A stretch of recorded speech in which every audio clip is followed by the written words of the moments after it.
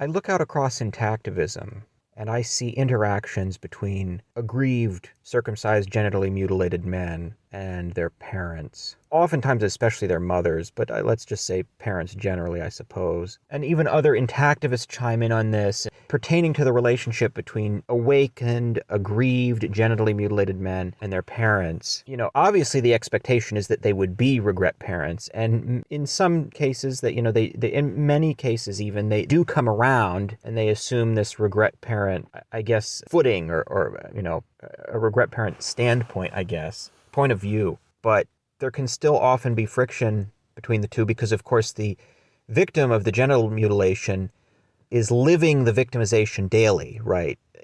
Every day he wakes up, he's circumcised. He knows he's circumcised every time he undresses, changes clothes, gets in the shower, goes to the bathroom, masturbates, tries to be intimate with a woman or a man. So this obviously needles the victim of the genital mutilation, and it means that the relationship with the parent is often rocky even after some kind of reckoning has taken place. And people, the parents and some commentators in the intactivist community get sort of agitated about this. And there's sort of an implicit expectation that if you're raising the problem, if the circumcised man is raising this problem with his parents, well, then there's got to be a solution to it. There's got to be a solution to it that's amicable and leaves all parties feeling good. And the problem with the permanent genital mutilation is that there's basically no real resolution. There's no real restitution taking place. That's almost another video on its own. But there's an expectation that there's got to be this solution. And I got to say that's wrong. I mean,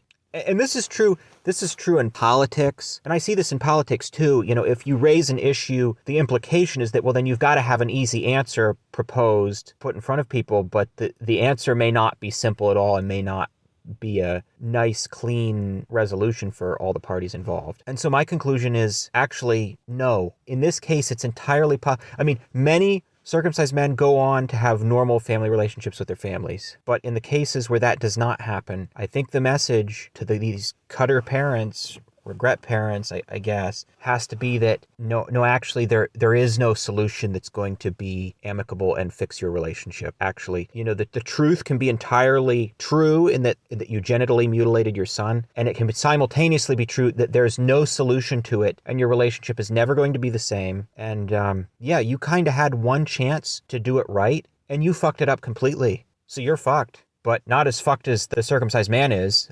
Yeah, I don't know what to say. I mean, my general view on the whole matter is that, our core intactivists, people that are really on our side and are going to help us and engage with us, probably need to make some kind of peace with their families. But at the same time, I understand how that's very difficult, if not impossible in some cases. And maybe disengaging is going to be the only option. Or continued friction. I mean, they have a right. They're genitally mutilated every day. Quite frankly, I think they have the right to complain every day, to protest every day. And so, these aren't the makings of a really great relationship. So from that, I would say disengagement may be the only option. I think facing outward toward the outside world, our job is not to cause our fellow intactivists to have terrible relationships with their parents and destroy their lives. Our job is to go get the other guy, the uninitiated, the member of the general public, and their parents to get all wigged out and a heightened state of emotional elevation and get them agitated about it. And then maybe try to bring them into the fold and use that to start building a political coalition. But as far as the relationships are concerned,